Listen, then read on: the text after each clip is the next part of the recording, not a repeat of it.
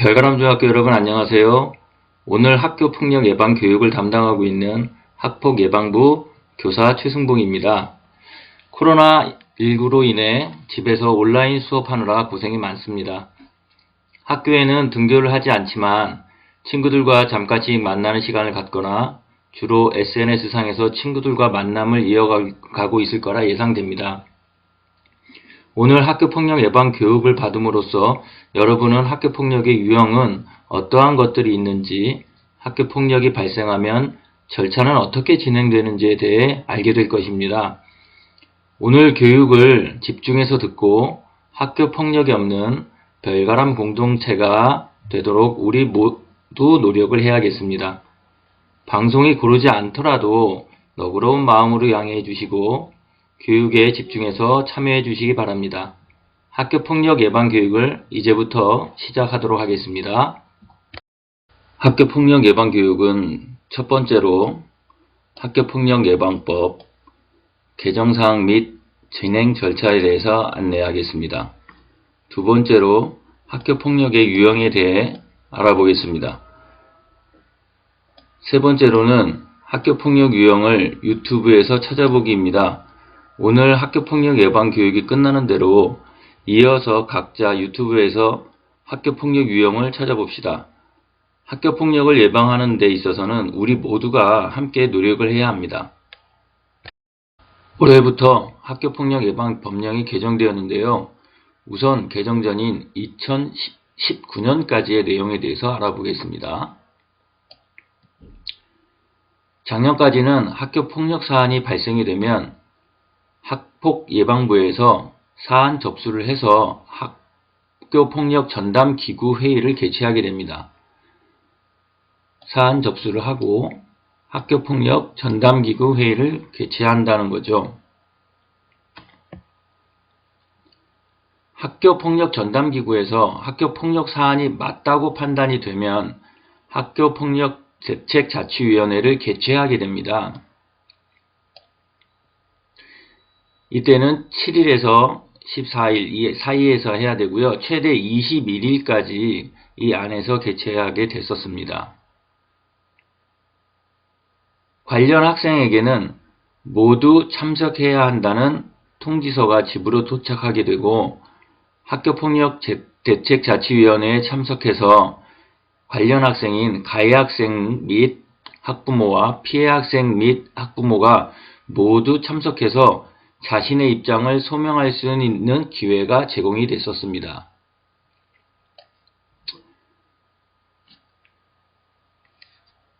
이때 가해 학생 측과 피해 학생 측이 동시에 입장하지는 않았습니다. 시간차를 두어 학교폭력 대책자치위원회에 참석하게 돼서 학교폭력 대책자치위원들이 학교폭력 사안에 대해 심의하고 의결까지 해서 학교폭력 결과에 대해 조치를 하게 됩니다. 예를 들어서 가해 학생 측에 대해 특별교육 이수 조치가 떨어지면 이에 대한 조치가 내려질 경우에는 학부모 또한 조치가 똑같이 특별교육 조치가 이루어지게 됩니다. 이때 부모님이 특별교육 이수를 하지 않을 경우에는 과태료가 부과됩니다. 얼마냐고요? 300만원 이하의 과태료 부과됩니다. 이는 개정 후인 올해서부터도 똑같이 적용이 됩니다. 이런 내용을 보면 가해 학생이 되면 나도 힘들지만 나의 잘못으로 부모님 또한 매우 힘든 일이 발생하게 됨을 명심해야 합니다. 우리 별가람 중학교 학생들은 절대로 학교 폭력을 해서는 안 되겠죠? 이번에는 올해부터 개정된 학교 폭력 예방 법령 개정 사항에 대해서 알아보도록 하겠습니다.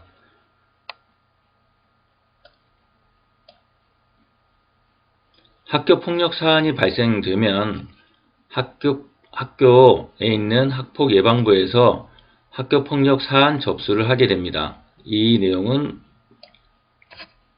개정 전과 똑같습니다. 두 번째로 학교폭력 전담기구 회의를 개최하게 됩니다. 여기까지도 똑같죠. 이때 학교폭력 전담기구에서 학교폭력 사안으로 심의 결과가 나오게 되면 작년까지는 우리 학교 내에서 학교폭력 대책자치위원회가 개최되고 자치위원회에 가해 학생 측과 피해 학생 측이 참석해서 심의 결과 조치를 받았었죠. 방금 전에 얘기했었던 내용입니다.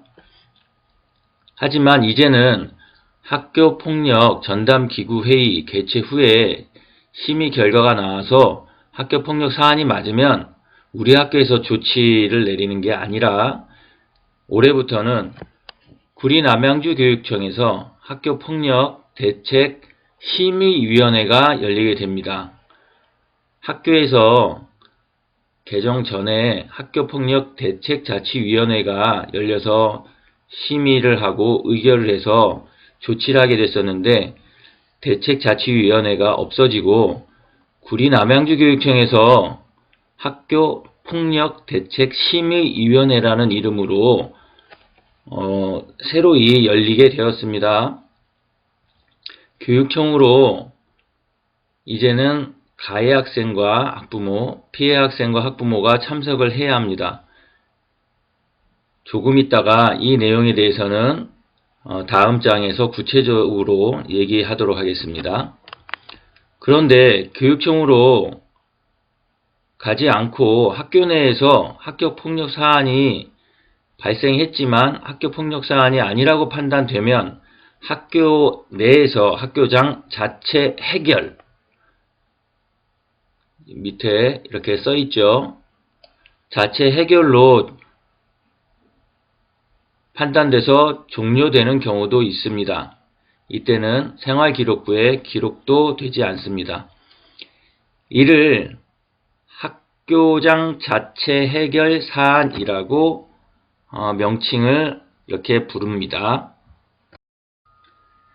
친구와 가벼운 학교폭력 사안이 발생했는데 학교폭력 가해 학생으로 지명돼서 교육청에 가서 선도 조치를 받게 되면 아무래도 마음의 상처가 클 수밖에 없게 되겠죠.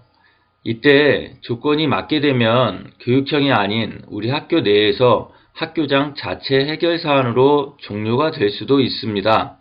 어떤 조건이 맞아야 교육청에까지 가지 않고 학교 내에서 해결할 수 있는지 우리 한번 꼼꼼하게 알아봅시다. 자, 첫 번째로 2주 이상의 신체적, 정신적 치료를 요하는 진단서를 발급받지 않은 경우입니다. 피해 학생이 2주 이상의 진단서를 학교에 제출하게 되면 조건이 맞지 않아서 교육청에서 열리는 학교폭력 심의위원회에 가야 됩니다. 진단서가 없으면 조건에 해당이 되는 거죠. 두 번째, 재산상 피해가 없거나 즉각 복구된 경우입니다. 무슨 얘기냐면 피해 학생이 불만이 없을 정도로 피해 보상이 이루어져서 화해가 이루어진 경우에 이런 두 번째에 해당되는 내용을 예시로 든 겁니다. 세 번째로는 학교폭력이 지속적이지 않은 경우입니다. 이번 학폭 사안이 발생하기 전에 이전에도 유사한 학교폭력 사안이 있었을 경우에는 학교장 해결 사안으로 진행할 수가 없습니다. 네 번째로 학교폭력에 대한 신고, 진술, 자료 제공 등에 대한 보복 행위가 아닌 경우를 조건으로 있습니다. 이는 말 그대로 피해 학생이나 목격자에 대해 보복하는 행동을 보인 학생일 때는 우리 학교 내에서 해결할 수 없고 교육청으로 가야 한다는 내용입니다. 명심해야 할 것은 조건 중 한 가지만 만족하는 것이 아닙니다. 학교장 해결 사안으로 갈 수 있는 조건은 지금 제시되어 있는 이 네 가지 조건이 모두 충족해야 한다는 것을 잊지 않아야겠습니다. 이번에는 학교에서가 아닌 교육청에서 이루어지는 내용들에 대해서 구체적으로 알아보겠습니다. 학교장 자체 해결사안 4가지 조건이 해당되지 않을 경우에는 교육청 학교폭력대책심의위원회가 개최됩니다. 이는 14일 이내, 최대 21일 이내에 개최가 됩니다. 관련 학생인 가해 학생, 그리고 학부모, 피해 학생, 그리고 학부모는 반드시 구리남양주 교육청 학교폭력대책심의위원회에 참석해야 합니다.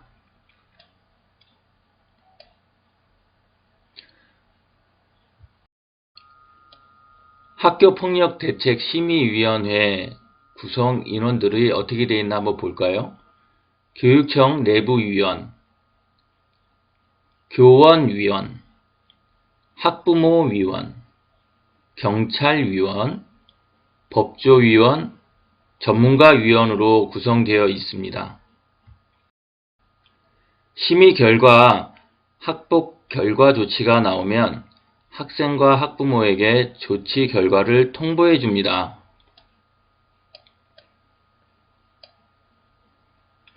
이때 가해 학생 측에 대해 특별교육 이수에 대한 조치가 내려질 경우엔 학부모 또한 특별교육 이수가 같이 내려지게 되는데, 이때 부모님이 특별교육 이수를 하지 않았을 경우에는 이전 개정 전과 같이 과태료를 부과하게 됩니다. 이 내용은 개정 전과 동일하다고 얘기했습니다. 하지만 이때 경미한 선도조치 1, 2, 3호의 학교폭력 조치인 경우에는 생활기록부에 바로 기재하지 않고 한 번에 유보를 해서 유보대장에 기록하게 됩니다. 단 여러 가지 조건이 있는데 구체적인 내용은 가해 학생이 되어 이와 같은 조치를 받게 되었을 경우에 개인적으로 학폭예방부에서 안내하도록 하겠습니다. 가해 학생이 되면 어떠한 조치를 받게 되는지 궁금하죠? 그렇다고 가해 학생이 되면 절대 안 되겠습니다. 가해 학생에 대한 교육청 학폭대책심의위원회 선도조치는 다음과 같습니다. 1호부터 9호 조치까지 있는데요. 방금 얘기했던 경미한 1호, 2호, 3호 조치는 지금 보는 바와 같습니다. 1호 조치는 서면사과, 2호 조치는 피해 학생, 그 다음 신고나 고발 학생에 대한 접촉이나 협박, 보복을 금지하는 겁니다. 제3호 학교에서의 봉사, 이때 봉사한 내용에 대해서는 봉사 시간이 반영되지 않습니다. 가해 학생에 대한 선도조치로 인한 봉사는 모두 인정되지 않습니다. 자, 경미한 1, 2, 3호를 넘어 좀 중대한 사안일 경우에는 이러한 조치를 받습니다.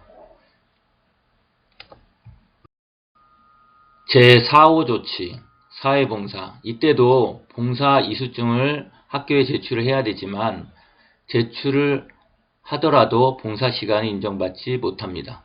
제5호 특별교육 이수입니다. 이때 학생뿐만 아니라 학부모도 같이 받게 됩니다. 제6호 출석정지입니다. 출석정지는 무기한이 가능합니다. 그렇기 때문에 학생들의 보호를 위해서 가해 학생이 심각한 학교폭력을 저질렀을 경우에는 무기한 출석정지가 가능합니다. 제7호 학급 교체입니다. 학급을 교체하여 다른 학급으로 이동을 해야 된다는 얘기입니다. 제8호 전학입니다. 학생들이 얘기하는 강제 전학을 얘기하는 내용입니다.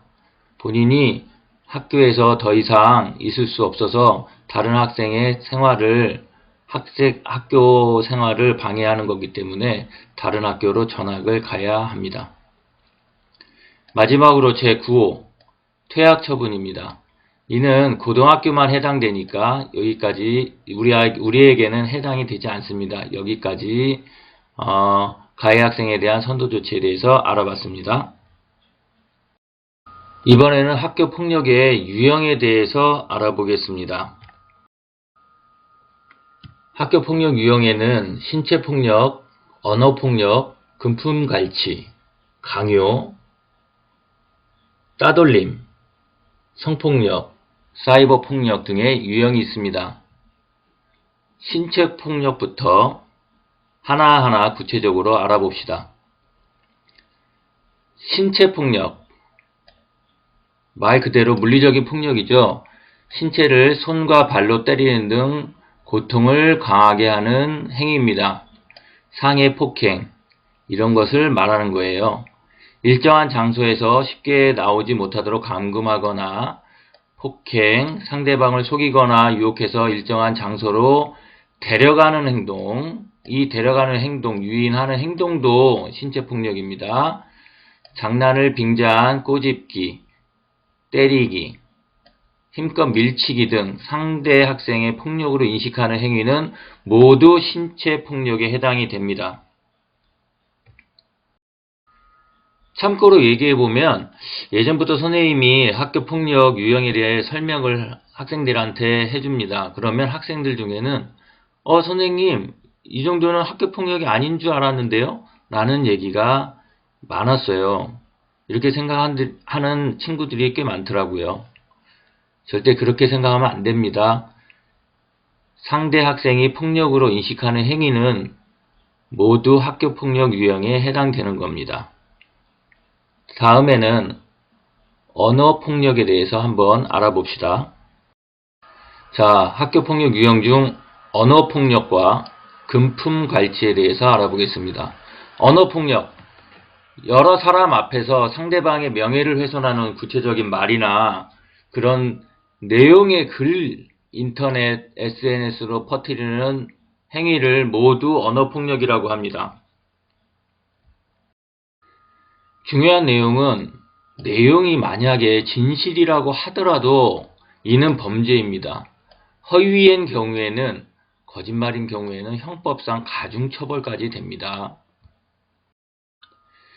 여러 사람 앞에서 모욕적인 용어, 바보, 병신 이런 상대방을 비하하는 내용을 하거나 지속적으로 또 말하거나 그런 내용의 글을 인터넷, SNS 상으로 퍼뜨리는 행위는 모두 언어폭력에 해당이 됩니다.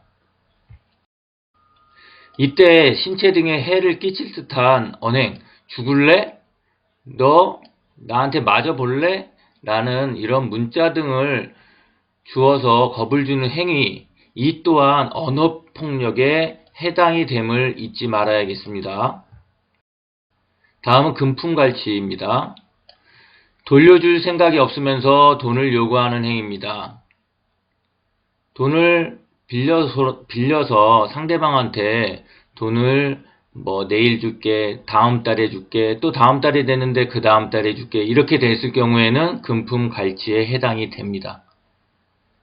두 번째는 옷이나 친구들한테 문구류를 빌리는 경우가 많은데 이때 되돌려주지 않고 계속해서 차일피일 미룬다면 이것도 또한 금품갈취에 해당이 됩니다.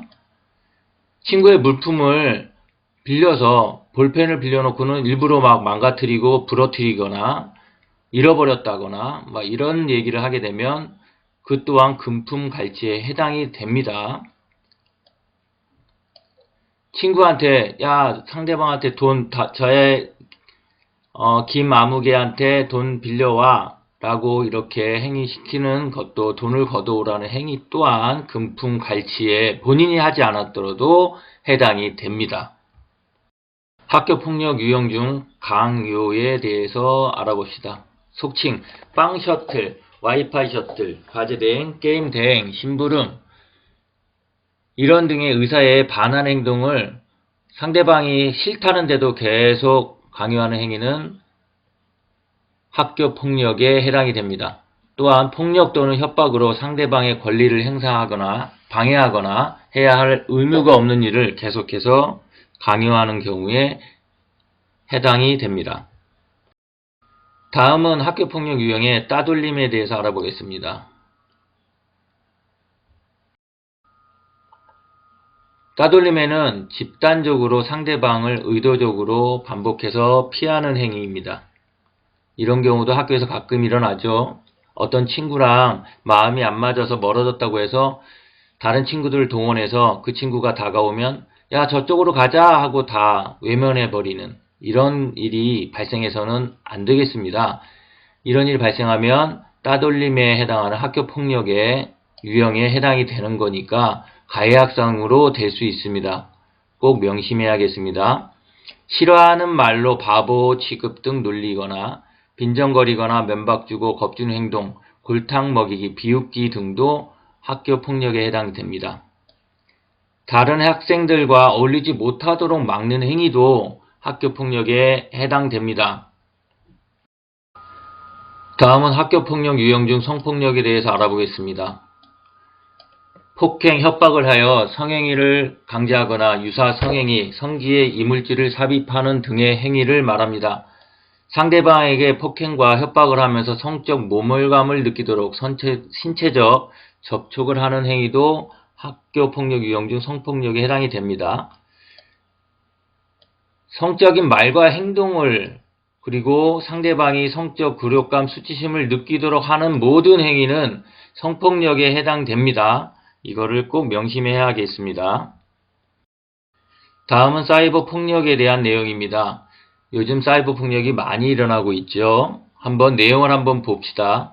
속칭, 사이버 모욕, 사이버 명예훼손, 사이버 성희롱, 사이버 스토킹, 사이버 음란물 유통, 대화명 테러, 인증놀이, 게임, 부주, 강요 등 정보통신기기를 이용하여 괴롭히는 행위.